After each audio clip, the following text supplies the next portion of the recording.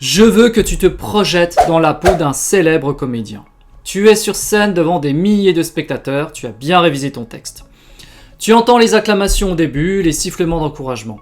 Et cette représentation, tu l'attendais depuis des mois. Tu as l'habitude d'être sur scène, le public t'a toujours acclamé et chaque tournée est un événement national. On te dit drôle, charismatique, avec une véritable faculté de transmettre ton dynamisme autour de toi et de faire rayonner les gens qui t'entourent. Pourtant, depuis quelque temps, tu sens que quelque chose est différent au fond de toi, comme si tu ne te reconnaissais plus. Tu décides toutefois de mettre ce sentiment de côté et commences à raconter tes anecdotes devant ton public. Cependant, c'est un flop total. Personne ne rit à tes blagues et le silence est magistral. Tu te sens perdre tes moyens, la représentation est complètement ratée. Tu te demandes ce qui a bien pu se passer. Ce sentiment que tu as ressenti ne serait pas révélateur d'un mal-être plus profond? Et si tu te rendais compte que tu n'es pas ou plus à ta place et que ce personnage ne te correspond plus? Était-ce vraiment toi depuis le début? Cette chose te pourrit la vie depuis des années. Et ça s'est même amplifié durant ton adolescence et tes jeunes années d'adulte. Et là tu vas me dire, mais de quoi tu veux parler? Eh bien de cette obsession. Bon, en tout cas pour moi ça a été une véritable obsession de vouloir à tout prix plaire aux autres et d'être accepté. Alors ce phénomène il est tout simplement lié à une peur. La peur d'être jugé, d'être mis de côté et finalement se retrouver seul.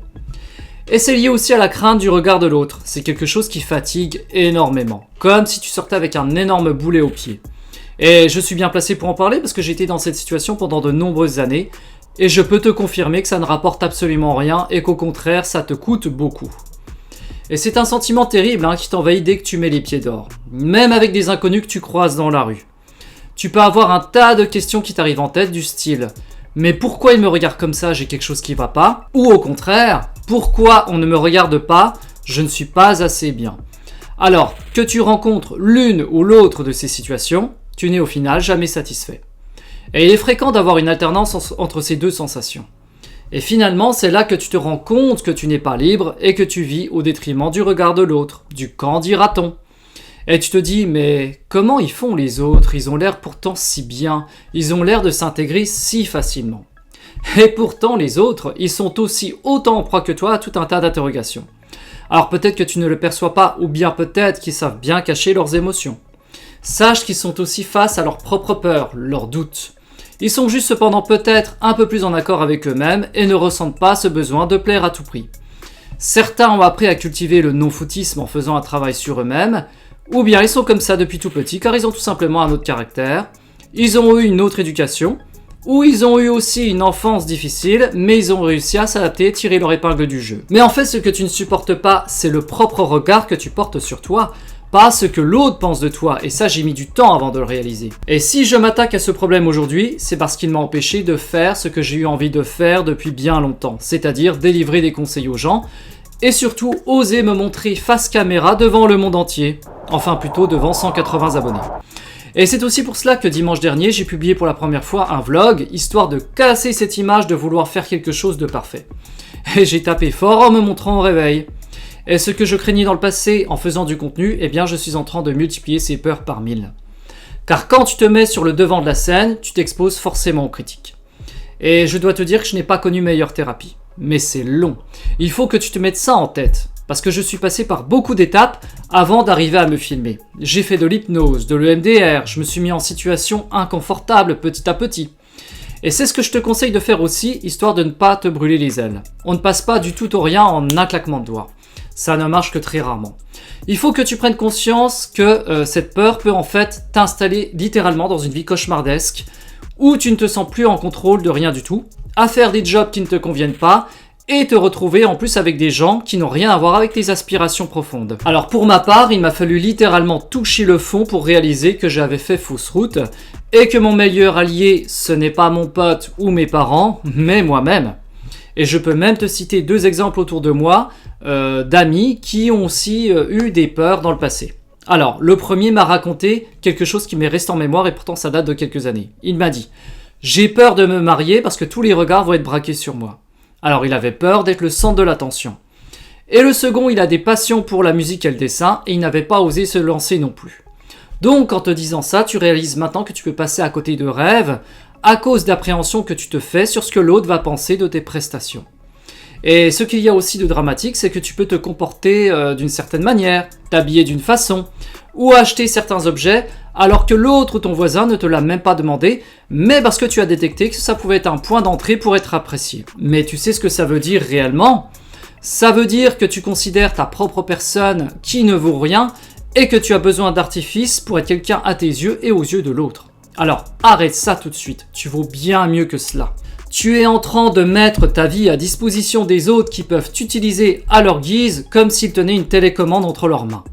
Tu as vraiment envie de cela ? Tu vas le faire pendant combien de temps ? Car quand tu agis comme ça, c'est comme si tu endossais le rôle de ce fameux comédien que j'ai décrit au début de cette vidéo. Tu as besoin en fait de séduire ton public. Mais il y a un gros souci au départ. C'est que tu endosses ce rôle depuis tellement longtemps que tu t'en rends même plus compte et que le comportement des autres envers toi t'est incompréhensible. Pourquoi je me fais rejeter ? Mais bien, parce que tu leur montres un masque qui couvre ton visage et c'est finalement pour te dire « Hé Coco, on a vu clair dans ton jeu, enlève-moi ce costume ridicule ». Mais tu sais qu'avec ce genre de comportement, tu peux te retrouver complètement à côté de ta vie parce que tu places les préoccupations des autres avant la tienne. Mais les autres, tu crois qu'ils en font autant pour toi ? Eux, ils vivent leur vie, ils ne se préoccupent pas de ce que tu penses d'eux.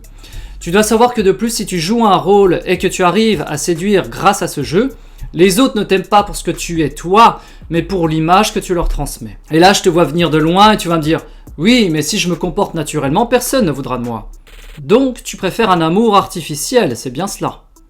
Bon, je sais que ce changement peut prendre du temps. Le but n'est pas de te faire culpabiliser davantage, mais de comprendre les mécanismes et comment on peut remédier à cela. Et de plus, je vais te soulager d'un point parce que cette peur, ce n'est pas de ta faute. C'est ancré dans nos civilisations depuis bien longtemps pour ne pas être exclu d'une tribu. Et le problème, c'est qu'on te sort la phrase régulièrement du « sois toi-même ». Sauf que les gens, pour la plupart, ne savent même pas qui ils sont. C'est comme si tu leur demandais de parler une autre langue alors qu'ils ne parlent que le français. Ils n'ont pas encore exploré, ils ne se sont pas aventurés, et surtout, ils ont été habitués à servir l'autre. En plus, quand tu souhaites tenter de nouvelles choses, tu as les freins de ton entourage, en plus de tes propres peurs, ce qui n'arrange évidemment pas les choses. Alors il faut commencer par prendre conscience que tu portes un masque, et surtout voir dans quelle situation tu as tendance à te comporter ainsi. Est-ce que c'est plutôt au travail ? Est-ce que c'est avec ton ou ta partenaire ? Ou bien c'est global ?